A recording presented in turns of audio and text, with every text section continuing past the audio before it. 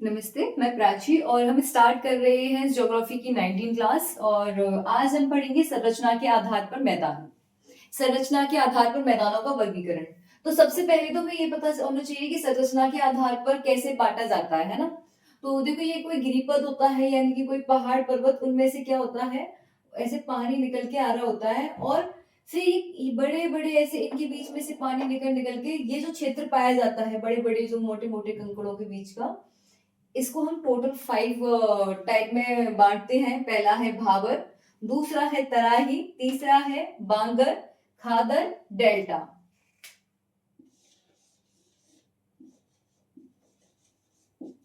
ठीक, पहला कौन सा है? संरचना के आधार पर हमने मैदानों को 5 भागों में बांटा।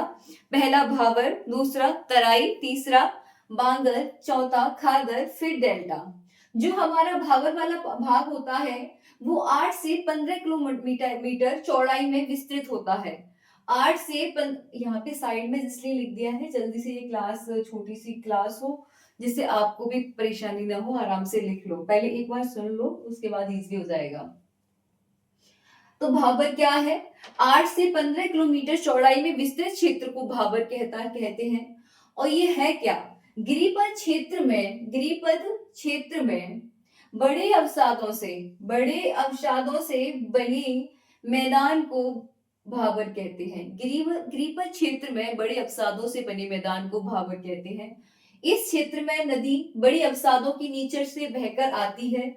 बड़े अवसादों के नीचे से बहकर आती है। ठीक, इस क्षेत्र में नदी बड़े अवसादों के नीचे से बहकर जाती है तथा सतह पर अदृश्य हो जाती है। अब ये दिख नहीं रही है इसलिए मैंने इसको हटा रखा था यहाँ से। ये अंदर ही अंदर इस क्षेत्र में बहती है और सतह पर नहीं दिखती, ठीक है ना। इन अवसादों के नीचे ही बह रही है इसलिए यहाँ पे दिखाई नहीं दे रही। तो इस क्षेत्र में क्या होता है, नदी अवसादों के नीचे से बहती है और सतह पर दिखाई नहीं देती। ये तो मैंने दिखाया है आपको कि ऐसे ऐसे इसके अंदर बह रही होती है, ठीक है। अब इसके बाद ये कृषि के लिए भी बहुत उपयोगी क्षेत्र है, यहाँ पर कृषि भी की जाती है। एंड तराई भाबर से आगे जो 15 से 30 किलोमीटर का क्षेत्र होता है, ये क्या होता है तराई? ये भाबर से आगे 15 से 30 किलोमीटर का जो भी क्षेत्र है ये तराई कहलाता है। जल का प्रवाह यहाँ पर अनियमित होता है, ऐसे ऐसे ऐसे होता है, ठीक है, क्योंकि जल का प्रवाह अनियमित रूप से होता है और नदी पुनः सतह पर दिखने लगती है। अब ये क्या है, नदी यहाँ से आना स्टार्ट हो गई है ना। अभी दिखाई नहीं दे रही थी सतह पर, अभी दिखाई देगी। तो इसमें क्या होता है, नदी पुनः सतह पर दिखाई देने लगती है। ओके, पंजाब तथा उत्तर प्रदेश में तराई क्षेत्र में कृषि की जाती है और यहाँ पर वनस्पति और वन्य जीव भी विविध मात्रा में पाए जाते हैं, ठीक है ना। इसके अलावा आता है अपना बांगर। तो बांगर क्या होता है, पुराने जलोढ़ अवसादों से बना मैदान होता है। क्या होता है, मोटे मोटे कंकड़ होते हैं इसमें। इसमें जो पाए जाने वाले जो क्षेत्र होता है धाया, देखो इसको भी मैं साइड में लिखवा देती पर जगह नहीं है। इसको बांगर को, खादर को, डेल्टा को एक बार रफ करने के बाद लिख लेंगे, साफ करने के बाद। तो जो बांगर है, बांगर क्या है, ये बांगर है पुरानी जलोढ़ अवसादों से बना मैदान। और खादर क्या है, नई जलोढ़ अवसादों से बना मैदान। खादर क्या है, नई जलोढ़ अवसादों से बना मैदान। और बांगर क्या है, पुराने जलोढ़ अवसादों से बना मैदान। डेल्टा क्या है, नदियां जो नदियां होती हैं उनके किनारे क्षेत्र पर बहुत सारी वितरिकाओं में बहुत सारे जल का निक्षेपण करती है ना जगह जगह से, तो बहुत सारे भागों में डिवाइड हो जाती हैं। तो वहां पे कुछ डेल्टा का फॉर्मेशन करती हैं। जैसे भारत का सबसे बड़ा जो डेल्टा है वो है सुंदरबन डेल्टा, ठीक है। और अभी इसको लिख लेते हैं, एक बार इसको आप लिख लीजिए, जो लिखा है आप एक बार लिख लीजिए।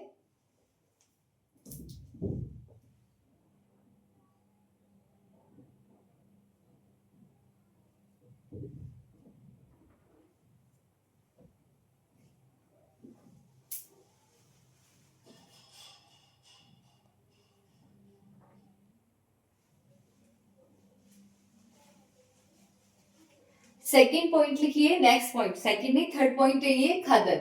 हमने पीछे भावर और तराई कर लिया है, उसके बाद आप हेडिंग डालोगे खादर।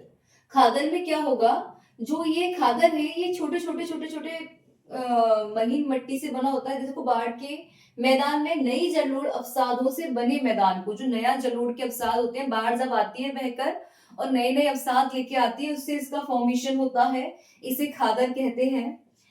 पंजाब में इन्हें बेट कहा जाता है। यह अत्यधिक उपजाऊ मैदान है और सर्वाधिक कृषि के लिए, कृषि उत्पादकता के लिए सर्वाधिक उपयोगी होते हैं। इसके अलावा आता है अपना बांगर।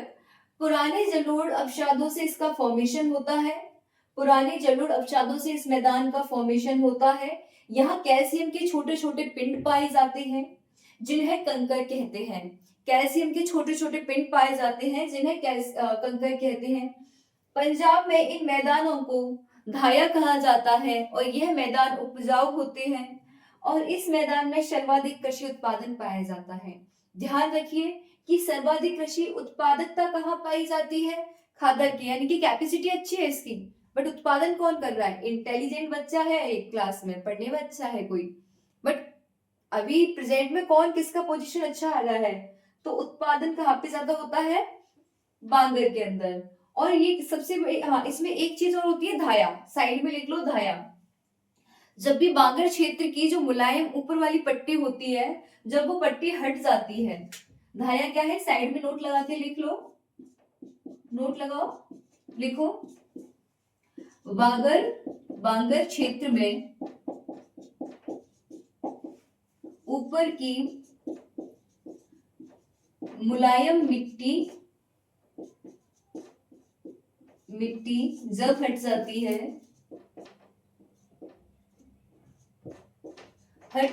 है तो नीचे कंकर युक्त भूमि रह जाती है। तो नीचे कंकर युक्त परत रह जाती है, भूमि रह जाती है, परत रह जाती है, जिसे भूड कहते हैं, जिसे भूड कहते हैं। ठीक हो गया? लिख लीजिए एक बार, तो ये सारा लिख लीजिए एक बार।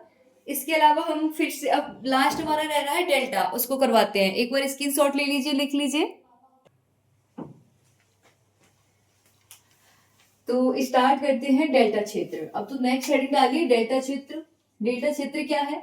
पश्चिम बंगाल में सुंदरबन डेल्टा का विस्तार पाया जाता है। मैंने आपको बताया था, जो डेल्टा है, जो नदियों के द्वारा पीछे से ऐसे अवसादों के रूप में वितरकाएं बनाता है और क्या करता है, अवसादों के द्वारा इसका फॉर्मेशन किया जाता है। ये जो क्षेत्र था वो अपना डेल्टा क्षेत्र था। ठीक है, तो डेल्टा क्षेत्र में क्या था कि पश्चिम बंगाल में सुंदरबन, भारत का सबसे बड़ा जो डेल्टा है वो सुंदरबन डेल्टा है ना, तो पश्चिम बंगाल में सुंदरबन डेल्टा का विस्तार पाया जाता है। डेल्टा क्षेत्र में नदी अवसादों का निक्षेपण करती है। किसका निक्षेपण करती है? अवसादों का निक्षेपण करती है, तथा बहुत सी धाराओं में विभाजित हो जाती है। अवसादों का निक्षेपण करती है और बहुत सी धाराओं में विभाजित हो जाती है। डेल्टा क्षेत्र में पाई जाने वाली उच्च भूमि को चर कहते हैं तथा डेल्टा क्षेत्र में पाई जाने वाली निम्न भूमि को बील कहते हैं।